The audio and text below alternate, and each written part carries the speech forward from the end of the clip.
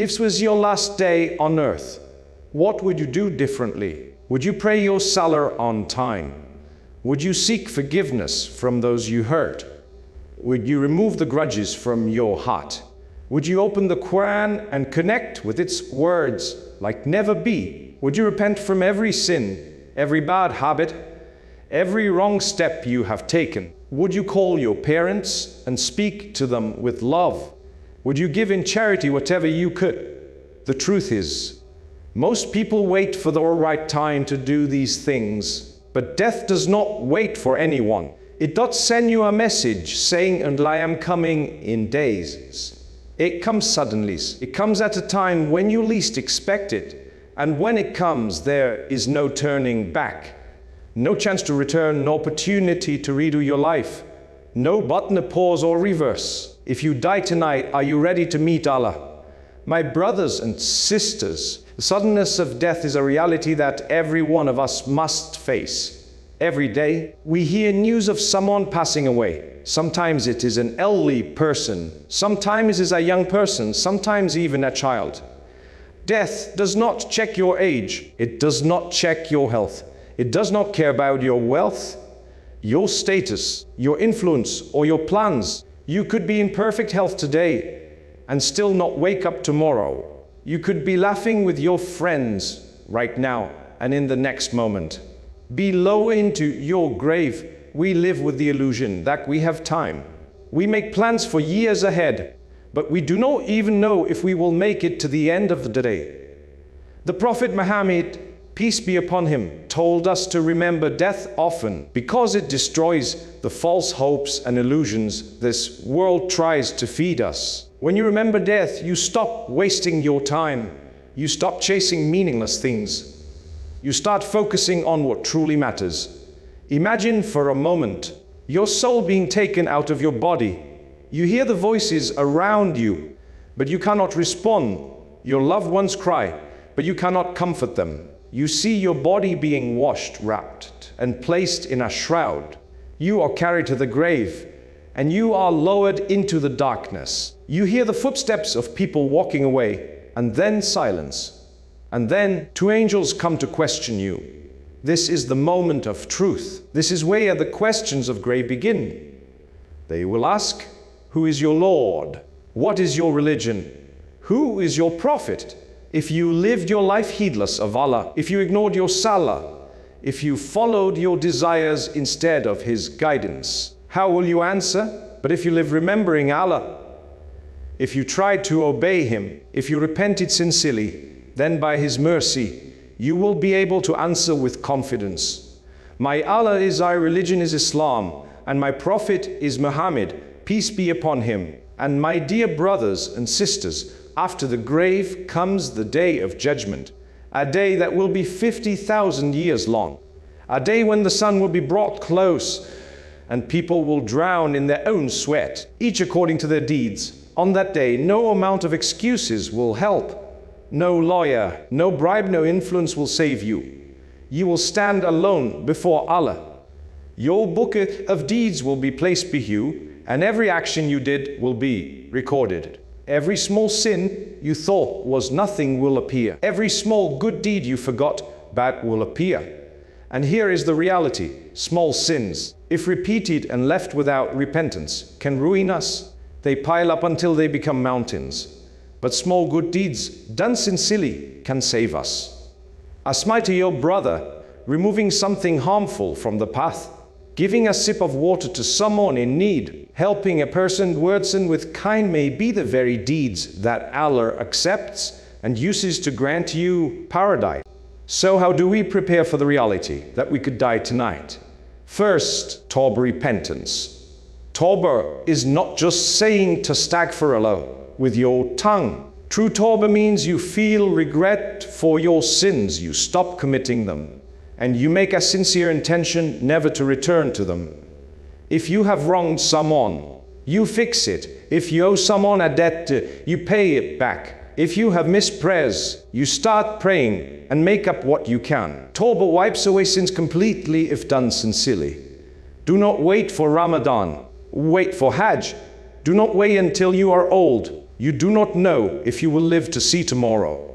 The second step is Salah. Salah is the first thing you will be questioned about on the day of judgment. If it is correct, the rest of your deeds will be correct.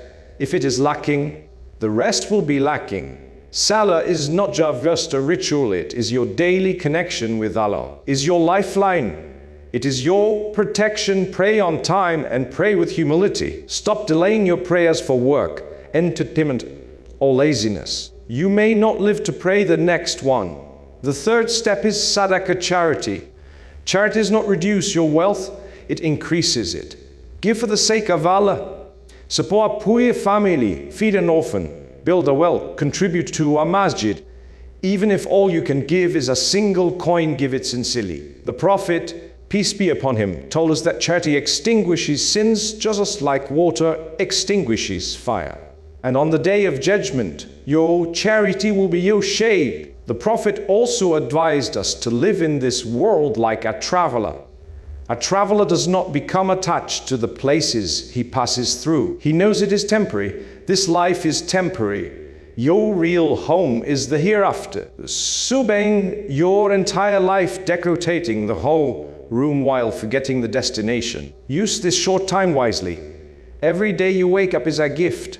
Every breath is an opportunity. Get closer to Allah. And as we think about death, my dear brothers and sisters, remember that fearing death is natural. But for a believer, death is at the end, it is the beginning of eternity. If you have lived with faith, if you tried your best to obey Allah, then death is the bridge that takes you to meet your Lord. But to cross that bridge safely, you must prepare now, not next week. Tonight. So let's make a dua from depths of our hearts. Ya Allah, forgive us for our sins, the big ones and the small ones, the ones we remember and the ones we forgot. Ya Allah, make us people who remember you often and prepare for the day we meet you. Ya Allah, let our last deeds be our best deeds and our last words be La ilaha illallah. Ya Allah, when our souls are taken, let them be taken while in our state of obedience to you. Protect us from a bad ending. Ya Allah, make our graves a place of light and comfort, and not a place of darkness and fear. Ya Allah, grant us sincerity in our actions, humility in our hearts, and steadfastness in our faith. Ameen. My beloved brothers and sisters, in Parodin we reminded ourselves of the suddenness of death, that the questions of the grave, and the steps we need to take to prepare for meeting Allah. But this reality is so important, so urgent, that we must go deeper. We must look into our own lives and ask, if the angel of death were to knock on my door tonight, would I be ready to face him? Would I be able to smile knowing that my deeds will protect me? Or would I be filled with regret for wasted prayers, neglected obligations, and moments when I chose this world for the hereafter? Every day, thousands of people around the world wake up knowing that it is their last day. A young man wakes up, plans his day, laughs with his friends, and by evening, he is gone in a car accident. A mother cooks breakfast for her family, speaks to them as normal. A sudden heart attack takes her soul. A child goes to sleep peacefully, does not wake up in the morning. The Quran reminds us in clear words, and no soul knows what it will earn tomorrow, and no soul knows in what land it will die. Indeed, Allah is knowing in a tritsadin and tritsaichutiri. This is why the believer lives every day as though it could be their last, always striving to keep their record clean, their heart pure, and their connection with Allah strong. The suddenness of death is not a new reality. Even the companions of the Prophet Muhammad, peace be upon him, witnessed it often. They would remind each other to be prepared at all times. Umar ibn al-Khattab, may Allah be pleased with him, used to say, bring yourself to account before you are brought to account, and weigh your deeds before they are weighed for you. They live with the constant awareness that their next breath could be their last, and this awareness made them the most productive, sincere, and God-conscious generation in history. But what happens after that final breath We spoke about the grave, but let us imagine it with more detail. The moment the soul leaves the body is either taken gently by the angels of mercy or violently by the angels of punishment. The Prophet, peace be upon him, described how the soul of the believer is like a drop of water flowing from a jagged, is taken gently, wrapped in a cloth from paradise, and carried upward with a fragrance sweeter than musk. The gates of heaven open for it, and it is welcomed by angels, calling it by the best names it was known by on earth. But the soul of the disbeliever or the sinner who refused to repent is dragged out painfully, like a thorny branch being poor wet wool, tearing and ripping. It is wrapped in a foul-smelling cloth, and the gates of heaven are closed to it. Then, in the grave, the two angels come to question you. The believer, firm in faith, will answer with certainty, "My Lord is Allah, my religion is Islam, my Prophet is Muhammad." The grave will then expand and become a garden from the gardens of paradise, and a window to paradise will be opened for them. But the one who neglected Allah will say, "I do not know." They will be struck, and the grave will close in until the ribs are crushed, and a window to hell will be opened for them. This is not a story, it is a reality described by the Prophet, peace be upon him, in authentic narrations. Now think, how many of us take small sins lightly? How many times have we said, "But it's just a small lie," or "It's only a minor look," or "It's just a joke, it doesn't matter." But the Prophet warned us, beware of sins that are belittled, for they will gather upon a man until they destroy him or mad. A drop of water seems harmless, but over time, enough drops can erode at a mountain. In the same way, small sins, if repeated without repentance, can lead to our heart an ultimate destruction.